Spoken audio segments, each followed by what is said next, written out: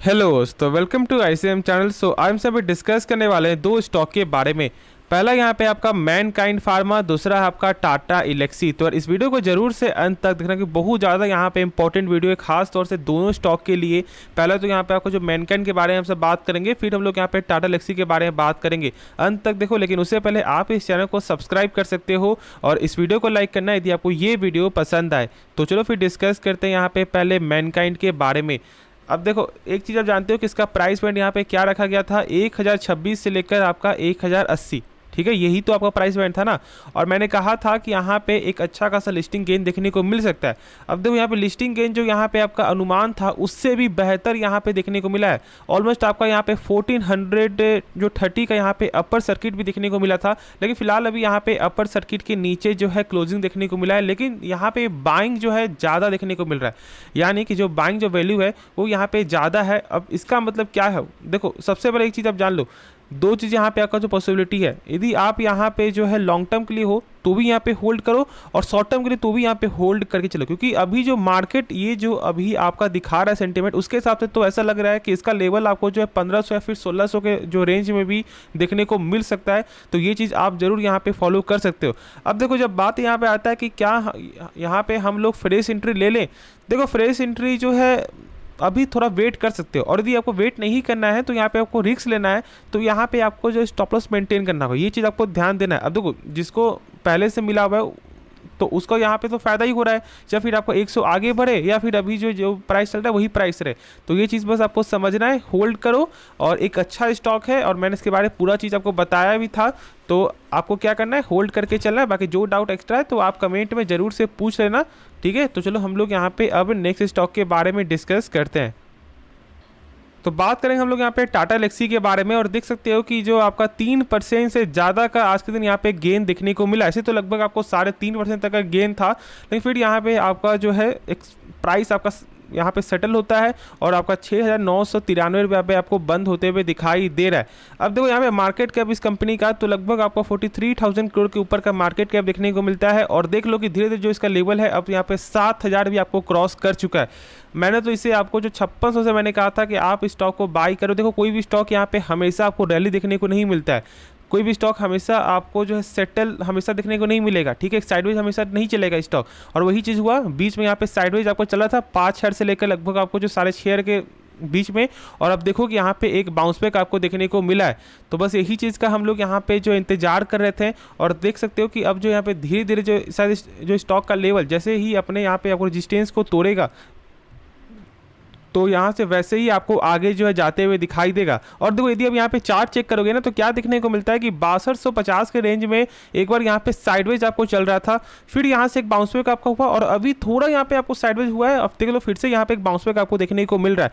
तो बस आपको यहाँ पे एक चीज़ जो है ध्यान देना है आपको, जो यहाँ पे टेक्निकल वाइज से, कि आप यदि यहाँ पे शॉर्ट टर्म पर्पस के लिए तो भी यहाँ पे आप बाई कर सकते हो, बाकी लॉन्ग टर्म के लिए तो ये स्टॉक एक बेहतरीन है ही। क्योंकि देखो यदि आप इसका यहाँ पे कुछ फंडामेंटल भी चेक करोगे ना, पहले देख लो यहाँ पे आप आरओसी यानी कि रिटर्न ऑन कैपिटल एम्प्लॉयड, देखो यहाँ पे आपका 47% का ये नंबर देखने को मिलता है। यानी कि यदि कंपनी जो अपने ऊपर 100 रुपये लगा रहा है, वही 100 रुपये यहाँ पे एक साल बाद बन जाता है कंपनी का 147 रुपये, जो एक बेहतरीन नंबर है। अब देखो यहाँ पे जो किसी भी कंपनी का यदि आपको चेक करना है कि क्या उसका आरओसी और आपका जो आरओई यहाँ पे सही है नहीं, तो दोनों जो नंबर आपको 12% के ऊपर होना चाहिए, और यहाँ पे दोनों ही नंबर आपको 12% के ऊपर है, तो दिक्कत वाली कोई भी बात नहीं। ये चीज़ को आपको यहाँ पे जरूर ध्यान देना है।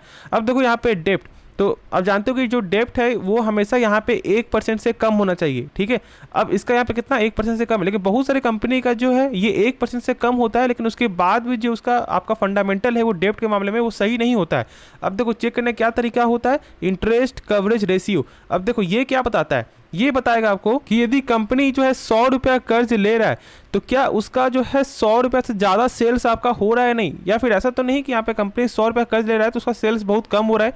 तो देखो यहाँ पे कितना हो रहा है, ऑलमोस्ट आपका 60 टाइम्स, यानी कि यदि कंपनी 100 रुपया कर्ज ले रहा है तो इनका सेल्स आपका हो रहा है यहाँ पे 6,000। तो आप सोच सकते हो कि क्या आगे जाके कभी यहाँ पे दिक्कत होगा? नहीं, कभी दिक्कत नहीं होगी, क्योंकि इतना ज़्यादा यहाँ पे सेल्स हो रहा है ना कि कर्ज में यहाँ पे डूबने का कोई सवाल ही पैदा नहीं होता। तो ये बस एक बेसिक पैरामीटर था जो आप लोग यहाँ पे जानना जरूरी है।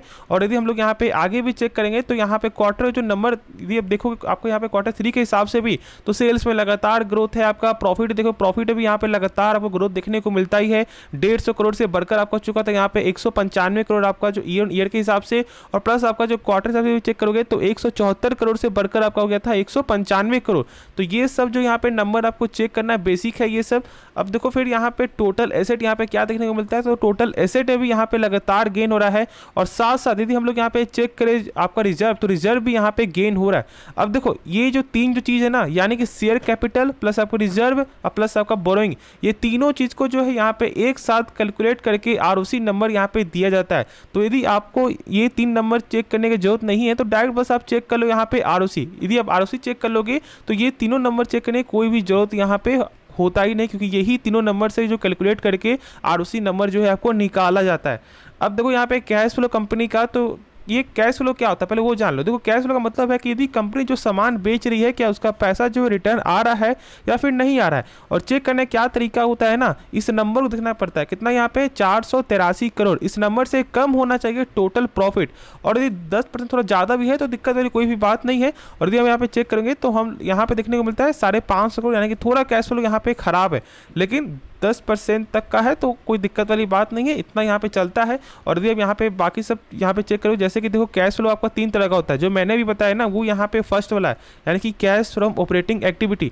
अब ये जो सेकंड है आपका इन्वेस्टिंग और आपका फाइनेंसिंग, इसका मतलब होता है जहाँ पे कंपनी ने जो इन्वेस्ट किया है क्या उससे कुछ पैसा आ रहा है, जहाँ पे फाइनेंस से क्या उससे कुछ पैसा आ रहा है, और यहाँ पे नेगेटिव देखने को मिलता है। अब देखो आप ही सोचो कि आपने जब 10 स्टॉक में यहाँ पे पैसा लगाया तो बहुत कम लोग यहाँ पे 10 स्टॉक में प्रॉफिट चल रहा होगा, शायद बहुत से लोग यहाँ पे 7 प्रॉफिट यहाँ पे लॉस हो रहा होगा 7 स्टॉक में, और 3 स्टॉक में यहाँ पे प्रॉफिट हो रहा होगा।